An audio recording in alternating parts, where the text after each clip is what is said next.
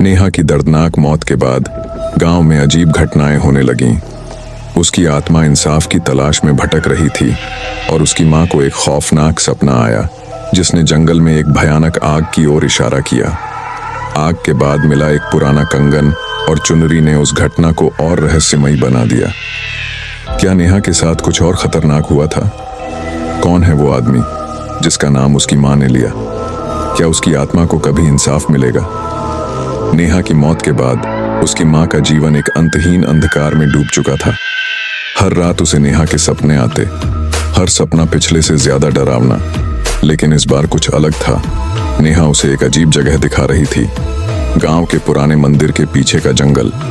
उसकी मां का दिल मानने को तैयार नहीं था, पर सपना इतना स्पष्ट था कि उसने पुलिस को फिर से बताया, परंतु किसी ने उसे गंभीरता से नहीं लिया। नेहा की मां समझ गई थी कि कुछ गहरा राज उस जंगल में छिपा है। पुलिस की अनदेखी के बाद उसने खुद उस जंगल की ओर जाने का फैसला किया। लेकिन यह जंगल सिर्फ एक साधारण जंगल नहीं था। वहां जाने से पहले ही गांव वालों ने उसे आगाह कर दिया कि कई सालों से उस जंगल में कोई नहीं जाता। वहां से अजीब आवाजें आती थीं। नेहा की मां उस दिन रात होते ही जंगल की ओर निकल पड़ी। अंधेरा घना हो चुका था और चारों तरफ सन्नाटा पसरा था। जैसे जैसे वो जंगल में आगे बढ़ रही थी, उसे लग रहा था कि कोई उसका पीछा कर रहा है। हर पेड़ के पीछे उसे परछाइयां दिख रही थीं। लेकिन जब उसने पलट कर देखा तो वहां कोई नहीं था। जंगल के बीचों बीच एक पुराना खंडहर था जिसे गांव वाले भूतिया मंदिर कहते थे। वहां कोई जाने की हिम्मत नहीं करता था, लेकिन नेहा की मां जानती थी कि वहीं कोई राज छिपा है। जैसे ही वो मंदिर के पास पहुंची, एक ठंडी हवा का झोंका उसके चेहरे से गुजरा और मंदिर के अंदर से किसी के बुरी तरह रोने की आवाज आई। डरते हुए भी उसने मंदिर के अंदर जाने का फैसला किया। जैसे ही वो मंदिर के दरवाजे के पास पहुंची, उसने देखा कि जमीन पर खून के धब्बे थे। उसकी सांसें तेज हो गईं। हर कदम उसके दिल की धड़कन को बढ़ा रहा था। तभी अचानक एक अजीब सी हवा का झोंका उसके पास से गुजरा और मंदिर के अंदर अंधेरा छा गया। मंदिर के अंदर घुप अंधेरा था। सिर्फ एक कोने में धीमी सी लालटेन जल रही थी। नेहा की मां को महसूस हो रहा था कि वहां कोई और भी है, कोई अदृश्य शक्ति जो उसे देख रही है। तभी अचानक से एक कोने से हल्की सी आवाज आई, मुझे इंसाफ चाहिए। ये वही आवाज थी, नेहा की। उसकी मां ने घबराते हुए उस कोने की ओर देखा। नेहा की धुंधली आकृति वहां खड़ी थी। उसकी आंखें आंसुओं से भरी हुई थीं। तुम्हें कुछ दिखाना है मां, उसने कहा। फिर अचानक से एक भयानक ठंड ने पूरे मंदिर को घेर लिया और नेहा की आकृति धीरे धीरे गायब हो गई।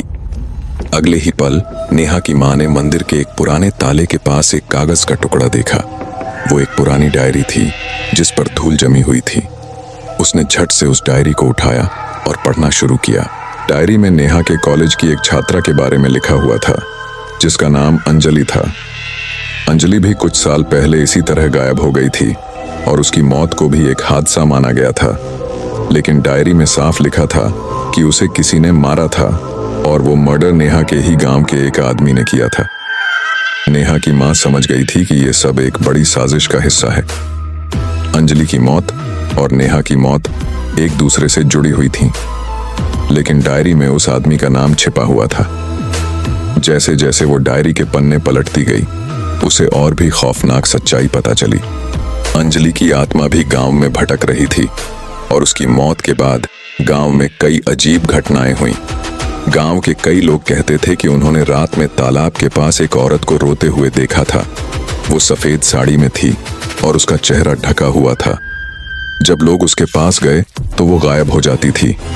ये सब घटनाएं अंजलि की मौत के बाद शुरू हुई थीं, लेकिन अब नेहा की मौत के बाद ये और बढ़ गई थीं। नेहा की मां अब समझ चुकी थी कि गांव के एक बड़े आदमी का हाथ इन मौतों में है, लेकिन उसका नाम डायरी में छिपा हुआ था। उसने डायरी के साथ गांव के सरपंच के पास जाने का फैसला किया। गांव के सरपंच ने उसे गहराई से सुना और कहा कि वो इस मामले की छानबीन करेगा।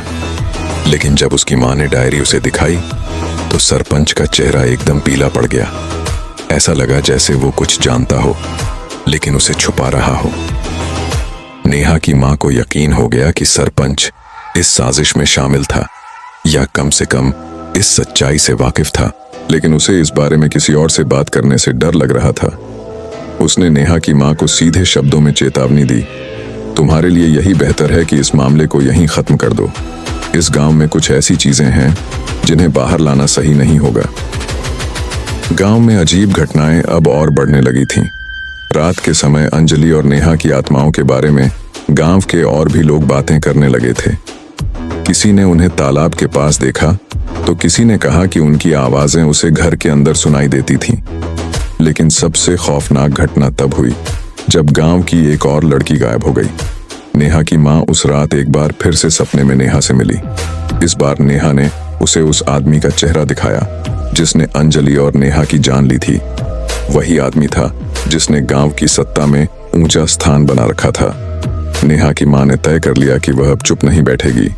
उस सुबह नेहा की मां ने डायरी लेकर गांव की पंचायत में जाने का फैसला किया। लेकिन जैसे ही वह बाहर निकली, उसने महसूस किया कि उसे कोई देख रहा है। गांव के कई लोग उसे घूर रहे थे, जैसे वे उसके हर कदम पर नजर रख रहे हों। अब उसे यह साफ समझ में आ गया था कि यह केवल एक आदमी का खेल नहीं है, यह पूरा गांव इस भयानक साजिश का हिस्सा था। नेहा की मां को अचानक महसूस हुआ कि उसका गला सूखने लगा है और ठंडी हवा उसके चारों तरफ घूमने लगी। उसने धीरे से जवाब दिया, मुझे कुछ भी हो, मैं अपनी बेटी के इंसाफ के लिए लड़ूंगी। तभी अचानक एक भयानक चीख ने पूरे गांव को हिला दिया। वह नेहा की आत्मा की चीख थी। चीख के साथ ही वह आदमी तेजी से पीछे हट गया। लेकिन इससे पहले कि वह कुछ कर पाता, अचानक से उसके पैरों के नीचे की जमीन फटने लगी। नेहा की आत्मा अब उसे बख्शने वाली नहीं थी। नेहा की मां ने देखा कि गांव का वह ताकतवर आदमी जमीन के अंदर धंस रहा था और चारों ओर अजीब अंधेरा छा रहा था। पर फिर सब अचानक शांत हो गया और वह आदमी गायब हो गया। नेहा की मां कांपती हुई जमीन पर गिर पड़ी। उसे कुछ समझ नहीं आ रहा था कि अभी क्या हुआ था। उसने डायरी को कसकर पकड़ रखा था, लेकिन उसकी आंखों में अब केवल डर था। जैसे ही वह उठी, उसे नेहा की फुसफुसाहट सुनाई दी, मां, अभी यह खत्म नहीं हुआ है, वह वापस आएगा।